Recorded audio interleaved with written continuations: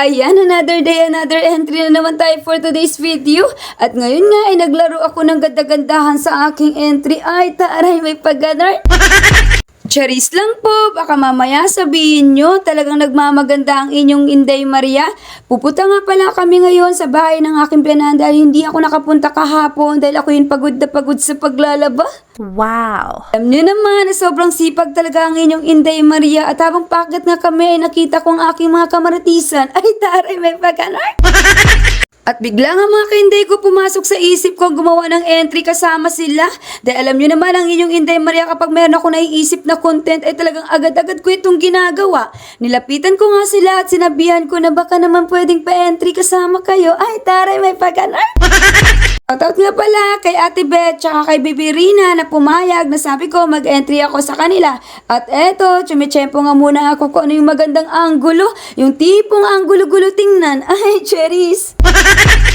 At eto na nga mga ka-Inday ko, binigay ko na ka-Inday Sofia ang cellphone at ang sabi ko sa kanya, anak, itodo mo ng entry na to dahil alam nyo naman na kapag umi-entry ako ay talagang gusto kong good vibes lang at pinalis ko nga muna dyan si Dudong Caleb dahil ayokong makita at hindi ko siya pwedeng hatiin. Ay taray, may pag-ganar!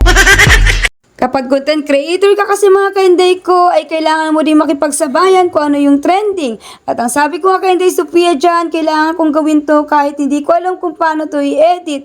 What? At pagkatapos ka namin mag-video mga ka-Inday ko, ay agad na kaming tumuloy sa paglalakad papunta sa itaas. At nilagyan ko nga muna si Dudong Caleb mga ka-Inday ko ng lampin sa kanyang likod dahil sobra naman talaga ang pawis. Ang init-init din kasi kahit naligo ka na ay parang hindi. Ay taray, may pag-ganar!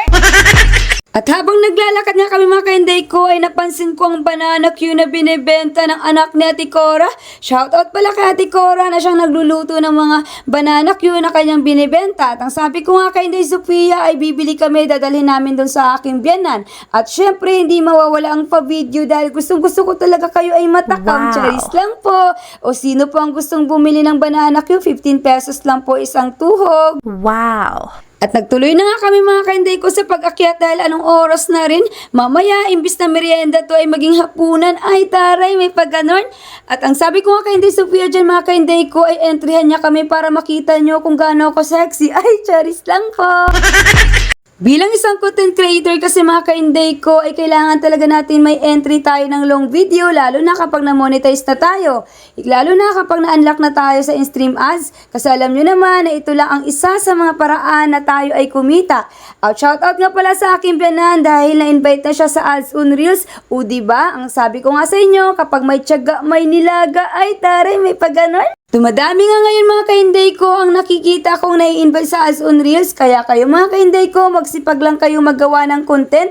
Kung kaya nyong gumawa ng 5 content sa isang araw ay gumawa kayo. Pwede kayong sumayaw-sayaw tapos lagyan nyo lang ng text caption. At pwede nyo rin pag-aralan mga ka-Inday ko ang trending na kambal ngayon.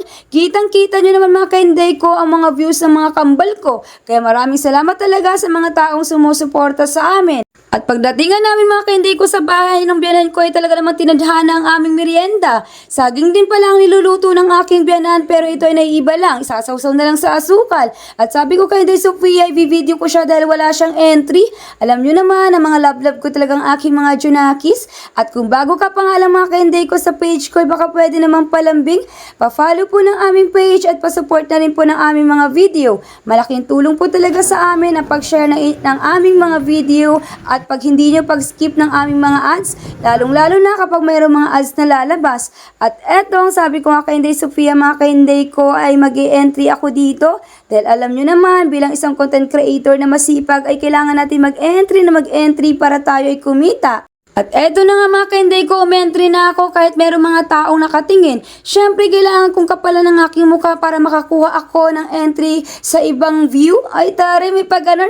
Shoutout sa inyo mga kuya. Alam ko inaasar nyo ako, pero carry lang. Syempre, content creator nga ako, diba? Hindi pwede akong mapikon. Kailangan mahaba ang aking pasensya dahil kagagawan ko din naman to dahil nagsasayaw ako sa public place. At eto, umentry nga ako ng umentry mga ka-Inday ko dahil sobrang happy talaga namin dahil 3 reels video namin ang umabot ng 100k views at meron pang magpa 500k views. Ay, talaga naman. Mapapa-thank you Lord ka talaga. Wow. At eto, syempre, kung merong pa sweet at merong pa inspiring na mga content, syempre, hindi mawawala kay Inday Maria ang kalokohan. Alam nyo naman na dyan talaga ako nag-umpisa. Ay, taray, may pagganon. At sa mga kapwa ko content creator dyan na nag-uumpisa pa lang, wag na wag kayong tumigil sa paggawa ng content. Balang araw, magbubunga din ang lahat ng inyong pagsisipag. Tingnan nyo ako mga ka-Inday ko, mag-1 year na ako next month at sobrang saya ko po talaga dahil unti-unti nang nagbubunga ang mga ginagawa kong content mula noon. Kaya sana wag din po kayong tumigil tulad ko. God bless!